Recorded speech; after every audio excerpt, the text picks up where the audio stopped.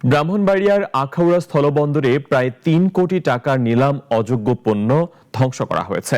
বৃহস্পতিবার স্থলবন্দর এলাকায় এসব পণ্য গর্ত খুঁড়ে মাটি চাপা দিয়ে ধ্বংস করা হয়। কাস্টমস সূত্র জানায়, বিভিন্ন সময় পুলিশ, বিজিবি ও র্যাব অবৈধভাবে পাচারের সময় এসব পণ্য জব্দ করে। পরে আইনগত প্রক্রিয়া শেষে এগুলো নিলাম অযোগ্য ঘোষণা করা হয়। এর মধ্যে আতশবাজি ও মেয়াদ উত্তীর্ণ ওষুধ সহ বিভিন্ন ধরনের জব্দ করা পণ্য ছিল। কুমিল্লা কাস্টমস, এক্সাইজ ও ভ্যাট কমিশনারেটের যুগ্ম কমিশনার ফাহাদ আল ইসলাম, সহকারী কমিশনার আতিকুর রহমান সহ অন্যান্যরা এ সময় উপস্থিত ছিলেন।